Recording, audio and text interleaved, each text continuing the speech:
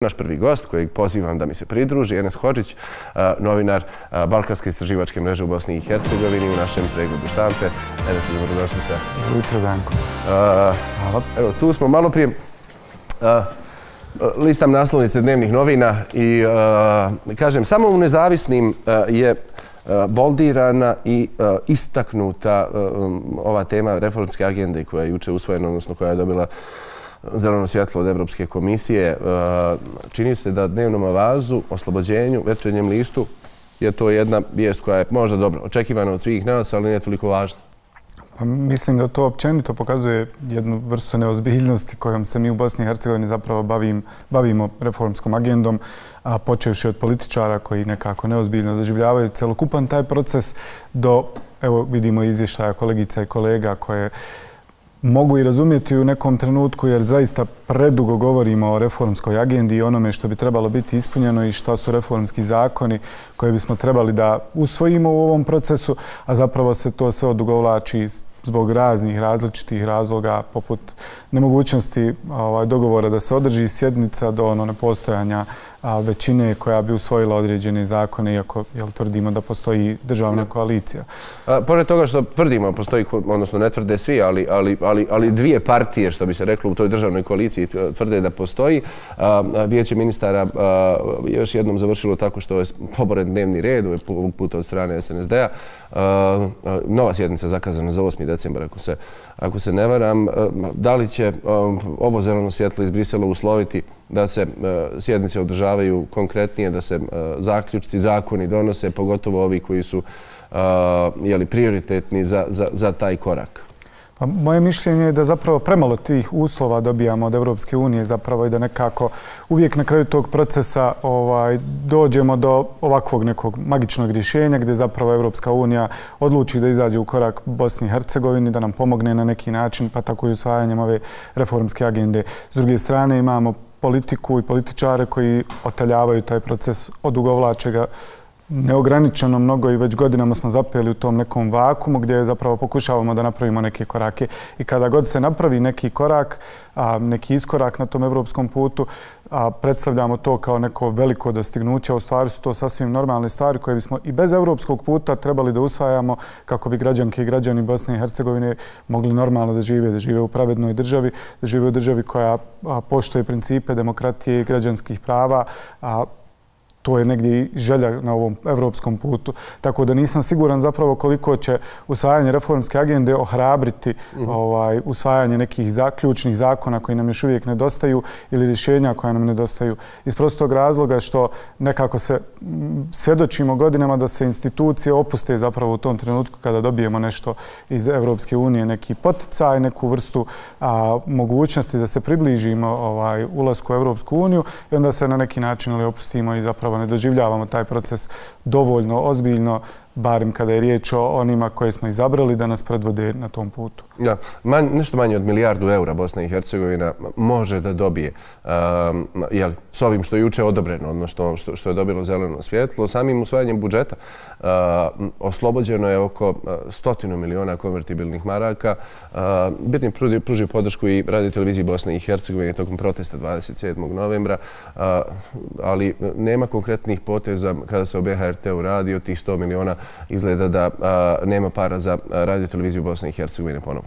Da. To je jedan od problema koji pokazuje zapravo kako se ove političke partije koje se nalaze trenutno na vlasti zapravo posvećuju onim interesima i principima koji su njima bitni u tom trenutku i ne posvećuju pažnju ključnim procesima u Bosni i Hercegovini kao što je i ovaj proces koji se tiče BHRT-a. I jako mi je žao svjedočiti da se javni radio-televizijski servis, čiji sam i ja bio jedno vrijeme u svojoj karijeri, da se nalazi u takvoj poziciji da zapravo ne dobija adekvatnu podršku institucija u trenutku kada se nalazi u krizi kakva je danas.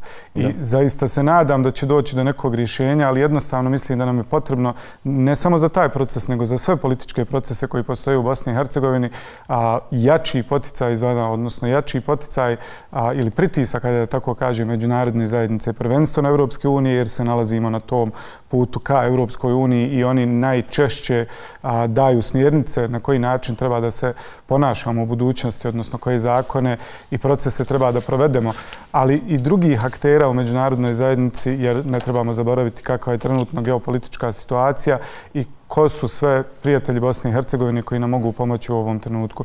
I zaista se nadam da neće zapeti ovi neki ključni procesi kao što je zaista BHRT, koji je jako važna institucija za sve građane i nadam se da će i građani postati svjesni toga da će u nekom narednom periodu i sami zahtijevati od vlasti da ispune ove ključne procese. I to je nešto čemu se nadam u svim procesima u Bosni i Hercegovini. S obzirom da je sarajevska gužva jutros uslovila nešto to kraći razgovor nas dvojice, idući put će biti duži. Završio bih s jednom temom koja se tiče Ukrajine i Rusije, odnosno ruske invazije na Ukrajinu. Teku i neki mirovni pregovori u ovom trenutku. Vladimir Putin jučer rekao da Donald Trump istinski želi mir.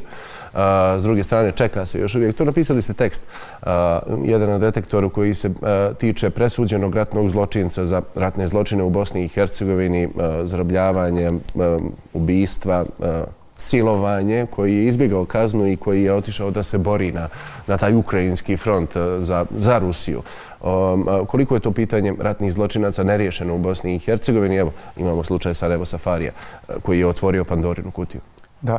Upravo to nesuočavanje sa našom prošlošću proteklih 30 godina dovodi nas do ove situacije gdje vidimo da osobe koje su čak i osuđene za ratne zločine, da ne govorimo o broju osoba koje su osumnjičene ili optužene u ovom trenutku, zapravo ne podliježu sankcijama kakve su im određene sudskim odlukama.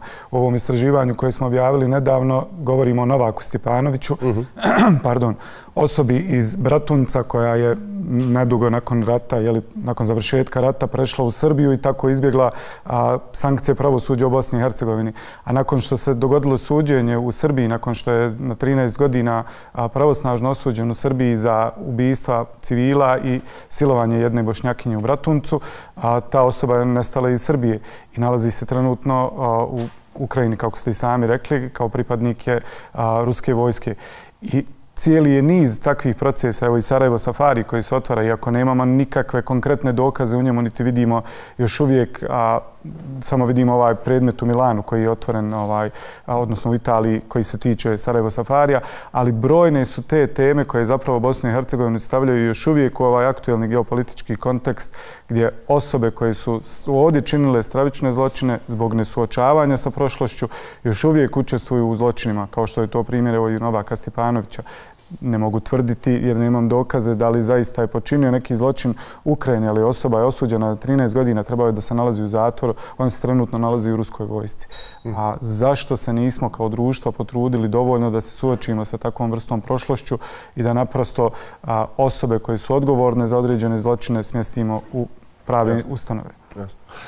Kolega Hodžiću, hvala lijepo za izborno vrijeme, za komentar evo nekih od aktualnih tema. Ponovit ćemo u neko skorije vrijeme.